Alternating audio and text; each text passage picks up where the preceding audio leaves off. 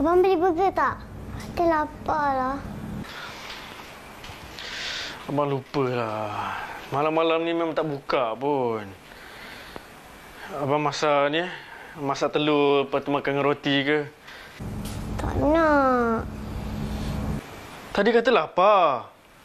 Abang tak sayang Fatin. Abang selalu tipu. Apa hal cakap macam tu pula? Abang janji. On duit. Tapi tak ada pun. Penat Fatin tunggu. Abang pergi kerja lah. Ingat abang pergi keluar goyang kaki lepas tu dapat duit ke? Kebun nenek pun abang janji nak pergi. Dah 3 kali dah abang janji. Tapi tak pernah pergi. Abang memang nak tunjuk pun. Masalah memang tak boleh nak pergi pun. Susah sangat kena duduk kat rumah. Fatin. Jom tolong abang masak.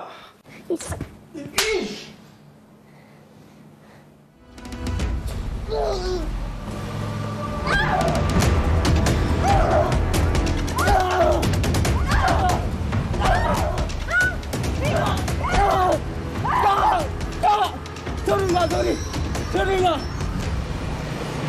Apa sorry ah? Tak ada kerja lain ke? Kak, saya lapar kak. Duit pun tak ada kak. Kak, saya cari kerja pun tak ada kak. Kak, saya minta makan dengan orang pun tak ada kak. Sorry kak. Okey, baik. Kalau kita melihat kepada sedutan drama tadi, kalau kita rasakan sebenarnya masalah ekonomi, masalah inflasi ini tidak memberi satu impak yang besar kepada kesihatan mental kita ataupun depresi.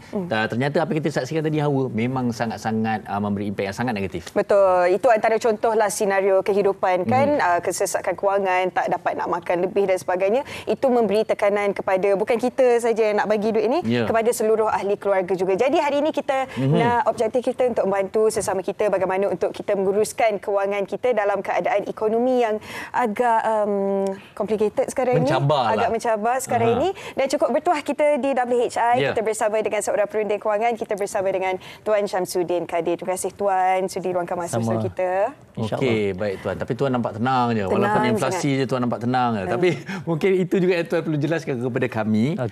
Mungkin secara ringkas, mungkin tidak terlalu teknikal, bahasa yang mudah difahami oleh kita semua. Apa sebenarnya itu inflasi? Semua orang sebut tentang inflasi, tapi apakah sebenarnya inflasi secara rasanya adalah kenaikan harga barang lah, ataupun kuasa beli kita semakin berkurang. Dia salah satu mudah untuk faham sebab raw material terhad macam tanah lah. Kan tanah dulu kan luas. Pakai ambil siapa nak pergi troker sendiri kan. Lepas tu nak kena beli. Contoh kita beli 50,000, takkan kita nak jual 50, kita jual 70 walaupun no reason. Dia macam kita beli rumah kan. Kita takkan jual dengan harga yang kita beli. Kalau kita beli 200,000 dengan ambil pembiayaan, dia akan jadi 400,000 kan dengan bayar. Kita mesti jual 400 ke atas. Orang yang beli 400, dia ambil pembiayaan jadi 800. Dia akan jual, dia akan meningkat.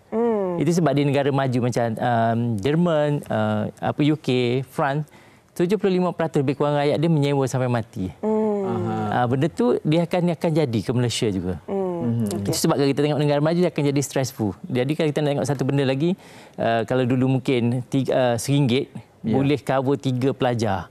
30 sen je dulu. Saya ingat 10 sen untuk air, 20 sen untuk makan. 30 sen untuk RM1 tu boleh cover 3 pelajar. Hari ni RM1 boleh cover 1 pelajar. Tak nak boleh. Nak beli air pun tak lepas. Tak lepas. Yes. Dia 1/3. Jadi dia semakin lama semakin berkurangan. Cuma isunya sama ada inflasi tu naik sikit-sikit tak apa. Yang naik mendadak ni yang teruknya. Dia akan naik. Cuma bagi saya yang naik perlahan-lahan ni kita tak rasa tertekan lah. Seiring dengan gaji ataupun pendapatan tambahan kita. Apabila yang naik ni lebih tinggi pada gaji kita naik, memang tak, contohnya tengok atas kami lah. Ada setengah kami saya rasa during PKP ni sampai sekarang tak naik gaji pun. You boleh maintain kerja kat sini lagi pun, itu satu bonus. Tapi inflasi tak ada menunggu. Itu sebab selalu saya kata bila inflasi itu berjalan, kita kena berlari. Makna kadar yang kita dapat mesti lebih tinggi pada kadar inflasi. Kalau tidak, memang kita akan tertekan. Tu orang kata tak ada duit ni memang tak rasa nak mati. Tapi tak mati right? Tapi tak ada duit rasa nak mati. Itu tu. Betul. Kalau sebenarnya dulu saya beranggapan lah, kita sangat boleh kata senang lah sebelum pandemik. Kemudian kita menerima tamparan pandemik dan kemudian tiba-tiba selepas pandemik ni pula dikala orang mencabar nak cari duit apa semua, kena pula. Dan sekarang ni Cik Syamsuddin setuju tak kalau kita katakan sekarang ni dia agak mendadak? Setuju, sangat setuju. Sebab memang agak berdadak. Bila kita kaji ada barang, memang sikit ada barang tu memang terlampau tinggi. Tapi yang menjadi persoalan, kita sebelum ni COVID, kemudiannya dalam tempoh fasa peralihan ke endemik, kalau kita tengok sektor semua dah buka macam biasa. Orang dah banyak lakukan majlis, ramai pihak yang dapat hidup seperti sebelum COVID-19. Tapi kenapa inflasi ni jadi waktu ni? Sedangkan kita tengok, semua dah mula bekerja. Okey, sebab ada setengahnya apabila terlampau banyak terlampau banyak permintaan tapi barang tak cukup. Itu salah satu naik. Sebab yang dah boleh bekerja, kan duit pun dah dapat, dia orang beli lebih. Tapi yang mana yang contoh kena buang kerja, mungkin dia dah bekerja tapi tak dapat gaji dululah. Dia akan rasa ni lah. Dan setengahnya adalah peniaga yang ambil peluang lah. Benda tu memang tetap akan ada lah. Jadi dia kalau macam ekonomi kita selalu sebut apabila permintaan lebih tinggi pada penawaran, harga akan naik. Tapi contoh macam inilah, kalau semua orang tak nak makan ayam, berapa harga ayam? RM1 seekor pun takkan laku kalau semua rakyat Malaysia tak makan. Dia macam tu. Jadi macam mana kita buat kempen jangan makan ayam? Tapi itulah. Jangan macam ada dibuat tapi tak semua. Bila kalau majoriti buat memang dia akan drop lah. Tapi cuma sebenarnya ini adalah ekonomi di mana orang kata permintaan dan penawaran memainkan peranan. Dan pada masa sama duit mata wang. Tadi rasa Cik Puan Hawa ada sebut duit bila mata wang kita semakin menurun, lifestyle orang Malaysia sekarang semua import. Termasuk telefon lah. Saya rasa telefon yang ada pada kita hari ni. Betul. Berapa orang yang ada telefon, handphone yang Malaysia punya, Mat? Rasa ada ke? Saya pun dah fikir macam tu. Jadi kita terpaksa menjual duit kita untuk beli handphone dengan duit orang lain. Maksudnya terpaksa jual murah lah. Sebab orang tak. Jadi itulah, adakah sekarang ni dah kena ubah? Biasanya kalau kita pergi ke grocery store, pergi beli barang-barang dapur dan sebagainya, biasa beli barang-barang import. Okey, adakah sekarang ni dah perlu beralih? Bagi yang terkesan memang kena tukar. Kalau yang bagi yang terkesan. Tapi kalau kita tengok air kopi tepi jalan, orang beli pun tapi bukan murah, right? Beratur tapi bukan murah. Kalau kita sebut, betul ke rakyat tengah stres? Saya kalau kita tengok memang stres. Tapi tengok yang meniaga kedai tepi-tepi jalan yang kopi, yang latte and so on lah, yang dah ada tepi jalan tapi harga dia bukan harga tepi jalan lah. Betul. Tapi slightly better daripada harga tu. Tapi yang tu ramai orang sampai beratur. Jadi barang bagi saya memang kena tukar. Dan satu bincang dengan pasangan. Sebab bila sebut tadi depresi, saya ingat ada kes saya dulu. Okey. Yang isteri ingat suami dia ada seorang lagi. Tapi sebenarnya tak ada. Tapi disebabkan oleh dah kos hari hidup naik, dia malu nak cerita ke wife dia yang dia tak mampu. Contoh wife dia minta udang. Contoh, bang beli udang 2 kilo. Dia tak mampu dah. Jadi dia beli tu dengan diam, dia tak bayar angsuran rumah sampai kena lelong. Dia menangis depan saya lelaki. Dia kata dia tak ada perempuan lain, tapi dia rasa sebagai lelaki tercabar. Tapi ada masalah. Itu yang kita kaitkan tadi dengan depresi. Masalah kewangan. Dan itu salah satu mungkin terselit juga tips supaya berbincang dengan pasangan. Kena bincang. Yang sekarang ni dengan kos ni abang tak boleh lah. Ataupun suruh dia kira. Yang tolong kira.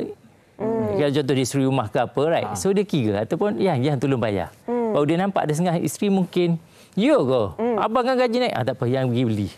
Saya ada satu cadangan, Tuan. Kalau misalnya para isteri luar sana, maknanya kalau kita dah tahu situasinya begini, mungkin isteri yang kena mula tanya juga, bang, okey ke sekarang ni? Apa yang saya boleh bantu? Saya rasa itu benda bagus. Sebab lelaki yang dia ego, right? Takkan tak boleh beli. Kan nafkah. Memang nafkah tu sebenarnya seorang suami, selalu saya kata seorang suami wajib menyediakan flat untuk isterinya. Rumah flat je. Tapi kalau isterinya nak duduk rumah banglo, kena sama-sama menolong. Sama ada duduk bekerja untuk dapat yang lebih elok lah. Jadi kalau dia tanya, jadi lelaki tak adalah rasa tercabar dia. Kenapa yang tak tengok sekarang ni, ataupun tengok wanita hari ni dia sebut inflasi, betul ke? Dia baru dia boleh buka. Betul. Betul. Tengoklah ni. Baru dia buka. Okey, tapi Tuan, kalau mungkin kepada pasangan-pasangan dewasa, fahamlah dengan situasi sekarang ini. Tapi kepada anak-anak yang dah biasa bermewah, anak 3-4 orang, macam mana tu nak ubah perlahan-perlahan? Okey, dia saya tengok dua lah. Yang ni saya belajar pada peserta saya sendiri yang umur 40 boleh habis hutang rumah walaupun dia kerani. Sebab bila dia kira, dia kata dia tak boleh, keluarga dia tak boleh sambut birthday. Dia kira dah masa muda, tak boleh. Sebab dia kerani dia tak cukup. So apa yang dia buat apabila anak dia tiba-tiba tanya, ni sampai satu usia kan anak kita tanya, ayah birthday contoh Aina bila? Birthday ayah dia buat berlakon seolah-olah dia tak tahu birthday tu. Birthday apa? Kan dia pergi masjid dah. Birthday ni orang sebut ada kek, lepas tu happy birthday to you, happy birthday. Okey. Esok birthday Aina, dia kata. Esok dia pergi beli muffin, Muffin kecil zaman kita dulu yang keras lah, bukan selembut yang sekarang ni. Sekarang dah sedap lah. Lepas tu dia letak satu lilin yang zaman atuk moyang kita tu, yang putih tu. Ya. Besar tu. Yang untuk kan kalau tak ada kalau rumah blackout tu. blackout, yes. Letak tu dia tak ada bilik, dia panggil anak dia. Anak dia masuk, apa ni ya? Happy birthday. Oh tak nak. Daripada itu dia tak minta. Tapi bagi mana yang sambut boleh, kita kurangkan saiz sikit. Sebab budak ni dia, dan tanya, yang terbaru saya suruh sekarang ni, tanya anak, ada sikit satu keluarga memang tak mampu dah. Saya nampak teruk dah. Saya kata ada celebrate birthday, ada. Okey, anak nak ke kek-kek tu? Oh, tak pernah tanya. Dia tanya, dia bagi feedback, semua tak nak. Sampai ada anak bagi touch and go je RM30. Saya pernah tanya anak saya form 4, right? Nak tak nak? Nak duit RM40 je touch and go. Masukkan dia suka beli online. RM40 je dia minta. Daripada kita beli kek beratus, kadang-kadang kita beli benda yang orang tak perlukan. Betul. Bukan kita kena kod, right? Kita tanya anak, betul. yalah, mesti anak nak happy hari tu, right? Dia nak duit ya. Tapi saya kira sebenarnya kalau melalui kita secara telusnya kan, kalau kita ada cara berbincang dengan isteri dan anak-anak, saya kira anak-anak pun memahami kesusahan ibu bapa. Ya, saya rasa kalau sebab saya pernah buat untuk anak saya, masa tingkatan 1 ke apa, saya suruh dia tolong senaraikan perbelanjaan saya. Sampai dia sebut, oh banyak ayah habis untuk kami, nanti besar kami nak bayar balik. Saya tak suruh pun. Tapi sebenarnya nak suruh sebab dia kita faham. Suruh dia tengok, kereta kita bayar berapa rumah. Yalah, macam kita sendiri bila kita buat senarai tu baru kita nampak kita kan. mesti jadi soalan nak tulis. Kita tulis ayah punya rumah berapa, ayah bayar bil trip berapa.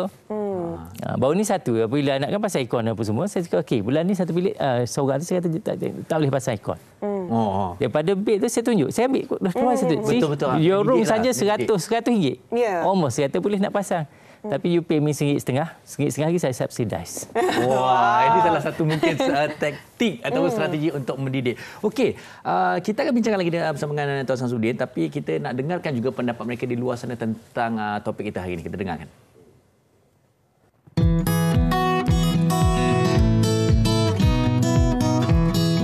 Ya, memang saya terkesan sebab kita golongan yang biasa-biasa. So kita akan sedikit banyak akan terkesan lah dengan apa yang berlaku sekarang ni. Kita pentingkan keperluan daripada kehendak dulu. So kita utamakan segi pemakanan, segala benda yang penting. So yang kehendak tu kita lupakan dulu. Inisiatif saya buat adalah bercocok tanam. So macam sayur-sayur tu kita boleh kurangkan, macam kita tanam cili. So kita tak nak beli dah lah sekarang. Ya, terkesan sebab dalam keadaan ni harga barang semua jadi mahal dan kita yang rakyat biasa ni jadinya kos sara hidup kita lah semakin meningkat, dan terutamanya yang paling saya terasa ialah soal makanan lah. Jadi makanan semua mahal, yang kita biasa makan hari-hari, minyak, telur semua jadi mahal. Caranya masih macam dulu juga, kita terpaksa berjimat cermat. Tapi berjimat cermat pun harga pasaran tu makin lama makin mahal. Memang terkesanlah keadaan sekarang ni. Ya, terkesan jugalah kos saya diri, macam kos macam bulanan, kos makan saya, kos dapur, pembayar dapur semua, memang isi rumah memang semua naik dah sekarang ni. Jadi sekarang ni mungkin saya terpaksa cut kos perbelanjaan lain sebab nak kekalkan saja dapur. Ya, terkesan. Sebab bila berlakunya inflasi tu, maknanya kita perlu mengawal dari segi perbelanjaan supaya tak overspend. So kalau kita tak macam dulu, dari segi penggunaan barang-barang, khususnya barang-barang am, barang-barang keperluan macam beras dan minyak tu semua kan. So memang kita kena kontrol betul-betul lah. Kalau sebelum ni bolehlah beli beras yang mahal sikit ke kan. So sekarang ni memang sekali-sekala tu bolehlah, dan kita tak adalah makan keluar banyak sangat. So kita lebih pada masak sendirilah untuk jimatkan perbelanjaan. Okey, kalau kita lihat rata-rata mereka di luar sana pun memang bersetuju dan juga mengalami masalah depresi sangat, tapi rasa sikit. susah, masih lagi memberi impak kepada diri dan keluarga. Okey, kalau kita lihat sebenarnya kan tuan kan, inflasi ni kalau kita sebut macam mana kita berungut kan dan sebagainya, kita nak mengata itu, nak menuding jari dan sebagainya, dia tetap perkara yang kita tak boleh ubah sebagai masyarakat, sebagai warga negara Malaysia. Tetapi sekarang ni, apakah kita boleh lakukan untuk menguruskan ataupun bertahan dalam situasi macam ni? Okey, dia ada dua lah. Bagi yang mana ada duit, bagi yang mana duit, letakkan duit tu tempat 4% ke atas. Janganlah sampai tinggi sangat kan, pergi melabur yang risiko tak ya. Sebab Malaysia ni masih ada yang selamat dan bolehlah dijamin 45 dijamin. Yang masuk yang tu je cukup dah. Okey. Masuk yang tu. Tu yang sebanyak. Yang mana yang lifestyle kita tinggal lah sekali. Sebab kita banyak dah ikut budaya barat lah. Macam birthday ni budaya barat. Dulu tak ada. Dulu, sekarang bukan birthday saja, baby shower, bridal shower. Macam-macam. Betul. Benda-benda tu bukan budaya kita. Tapi sebab sekarang tu dia jadi status sosial untuk dikongsi dalam Facebook. So kalau kita boleh kurangkan masuk untuk nak share. Sebab orang bila moment kita share, kita baca kawan-kawan yang share, kita akan rasa rendah diri. Sebab ada kajian psikologi mengatakan, contoh kita pakai kereta kancik, right?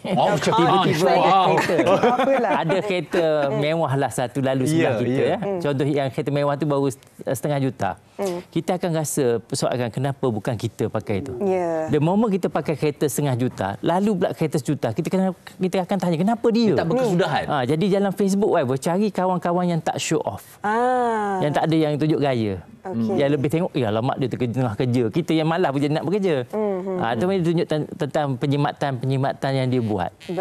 Dalam rumah, right? Apa benda. Itulah, terutama dengan media sosial sekarang ni. Tak payah kereta lalu sebelah, tengok gambar saja. Kenapa dia ada, kenapa saya tak ada.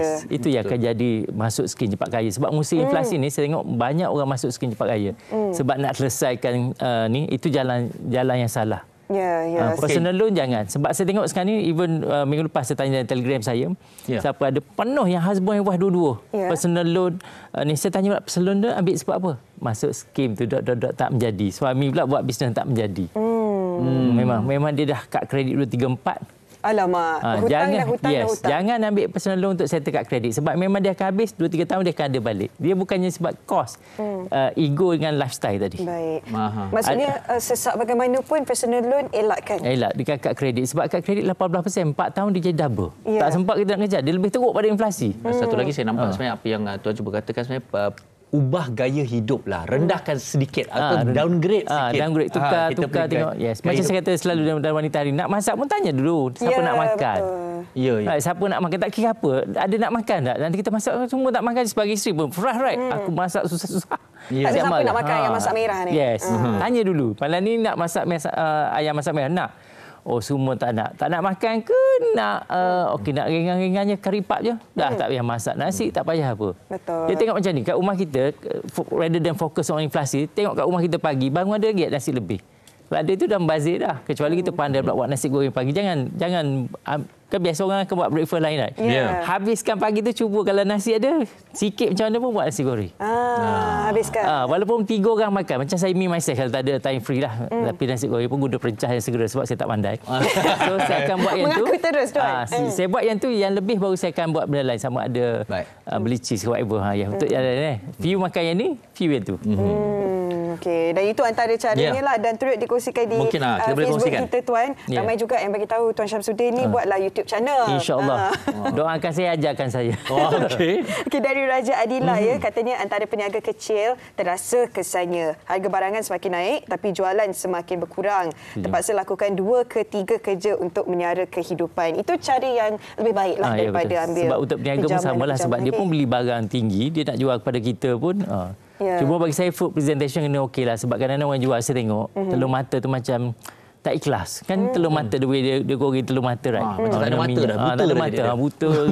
Selerak macam tu dengan minyak penuh. Kita nak jaga kesihatan lagi, right? Cuba buat look presentable dan insya-Allah laku. Saya kira pun bagi pengguna sendiri dan peniaga cabarannya untuk mempersembahkan dengan kos yang sama tapi lebih menarik. Tapi untuk pengguna juga, kalau kita lihat mereka sedang mencari sesuatu yang sedap, yang baik dalam harga yang sebenarnya lebih murah kalau bolehlah untuk mereka. Okey, Tuan, berbaki mungkin beberapa minit saja secara rumusannya lah. Kalau kita lihat saya kira sebenarnya perkara macam ni ramai yang tak perasan, tetapi banyak perkara-perkara kecil yang kita boleh ubah sebenarnya, boleh membantu perbelanjaan harian kita tu dijimatkan. Sebagai contohnya, selain daripada aktiviti ubah gaya hidup, okey, macam tadi bercuti tanam di rumah, maka kurangkan makan di luar, dan selain daripada juga mungkin kita buat senarai lagi, kurangkan apa-apa yang kita mungkin dah langgan dengan orang, di aplikasi dan sebagainya. Sebenarnya kita tak perlu pun. Silakan. Setuju. Pertama, okey, kita tengok contoh rumah kita dah ada wifi, right? Telefon bagi saya, sebab saya tengok ni orang yang high position pun Kan kadang dia tanya, saya kan dia minta untuk nak buat review kewangan. Dia datang kat saya WhatsApp, saya pun tengok. Phone bill RM40, handphone 50. Tapi yang mana yang gaji rendah ni, phone bill 80, 100 lebih. Rumah dah ada wifi. Nampak di situ satu guna untuk apa? Bagi saya tak cakap tu. Dan senarai tu memang wajib buat. Saya cakap saya dengan wife saya lah. Saya boleh tanya dia dulu. Bila pergi memang benda-benda yang senarai. Tapi biasalah wah dengan Danan. Bila dia pegang benda, saya tanya tu senarai nombor berapa. Betul juga. Tapi Tuhan tu adil. Sejak saya jalan saya jumpa minyak rambut yang lama. Saya tak jumpa masa rambut banyak lah sekadar tak. So bila pegang tu, wah saya tanya tu senarai nombor berapa. So kita takkan beli. No, nak buat boleh buat kat rumah. Sebab di pasaraya dia ada strategi untuk memengaruhi kita berbelanja. Satu, kalau kita beli guna kad kredit, kita akan belanja 17% ekstra. Manakala kita bawa cash nak beli barang keperluan ni, 1,000 je kita habis. Tapi kalau bawa kad kredit, walaupun nak beli barang keperluan, tapi keluar RM1,170. Barang yang senarai tak boleh beli yang lain pula. Itu dahlah 170 tambah lagi 18% per year. Okey, dan kemudian ada bukan budaya tapi tawaran terkini tentang apa buy now pay later dan sebagainya, tawaran-tawaran dia sebenarnya sebab dia ikut kajian, sebab orang nak offer benda ni dia tengok dulu kajian tentang otak manusia. Kalau otak psikologi kita belajar dah kiri kanan. Otak kewangan dia boleh nak potong ikut mana ikut suka hati kita. Tapi separuh pada otak kita memikirkan bagaimana untuk buat hutang. So bila ada buy now pay later, itu kenalah dengan otak tu. Dan separuh lagi otak kita memikirkan bagaimana untuk tidak membayar hutang. So jangan. Kalau saya bila pegang benda tu, saya takkan ambil benda-benda macam tu. Benda-benda macam tu memang jauh terus. Sebab the moment kita dah start sekali, kita akan apa saja. Cuba tengok benda keburukan habit yang ada kat kita. Tak, yang masih kekal. Biasa sebab kita nak cuba sekali. Betul. Tapi dah berkali-kali pun tak boleh nak berhenti. Dah rasa biasa pula kan. Itu yang mencabar tu nak disiplin. Okey, dikongsikan juga di Facebook kami dari Maral Saidi Wani Ahmad. Inflasi memang memberi tekanan katanya. Tapi bersyukur sangat sekarang majikan mempraktikkan bekerja dari rumah. Sedikit sebanyak dapat menjimatkan perbelanjaan travel ke tempat kerja, ulang-alik ke tempat kerja, boleh masak di rumah. Alhamdulillah. Betul juga kan, Tuan, majikan memahami kos di pejabat pun dikurangkan juga. Kami je tak dapat bersiaran daripada rumah. Kita kena berada di studio. Benda tu bagi saya rezeki lah yang mana boleh bekerja di rumah. Sebab isunya nak check dari segi produktiviti. Kalau let's say yang tu boleh tercapai, saya rasa Malaysia boleh buat. Cuma isu setengah rakyat kan, isu jujur pula sama ada dia betul-betul bekerja. Dan saya kira sebenarnya majikan sendiri pun sedang sentiasa mencari jalan bagaimana boleh mengurangkan kos operasi mereka dan sebagainya. Okey. Kata-kata akhir daripada Tuan Samsudin kepada para penonton wanita hari ini untuk berdepan dengan inflasi dan tolong jangan depresi. Bagi saya berbincanglah dengan husband kita. Apa-apa saja kongsi terus. Kita stres ke apa kan. Kalau saya suami buat balik apa bang benda ni, terus keras. Dua-dua kena terus terang dan anak kita kena tahu situasi kita. Sama ada kerja kita tak stabil ke apa, kena bagi tahu. Sebab anak tak akan faham. Lagi mana kita tak bagi tahu. Kalau boleh tulis bersama. Malam ni sit down tulis kos kita. Daripada itu masing-masing akan nampak benda bazir. Sebenarnya senarai je. Kalau kita tak senarai, memang kita tak nak. Tak senarai semua kos. Saya setakat 22 tahun ni, kalau ada peserta 30 orang, 97 orang berbelanja lebih pada gaji. Betul. Bila kita senarai, kita nampaklah benda yang di-itemize orang kata kan. Nampak. Dan kat situ kita boleh bezakan mana yang keperluan, mana yang kita boleh kurangkan. Sebab the moment senarai, kita tengok senarai itu akan lebih pada gaji kita. Baru kita akan nampak tu benda yang patut dikurangkan.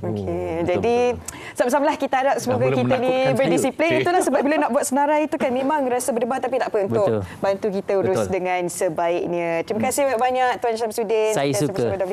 Kami pun suka juga. Dan harapnya anda pun suka dengan perkongsian ini. Ada pun yang suruh Tuan Syamsuddin buat perkongsian di media sosial dan sebagainya. Dan harap segala perkongsian pada hari ini memberi manfaat buat kita semua. Jangan depresi dan jangan tertekan. Okey, dan selepas ini kami akan berehat seketika dan kembali bersama dengan Voice of Public. Teruskan bersama dengan kami.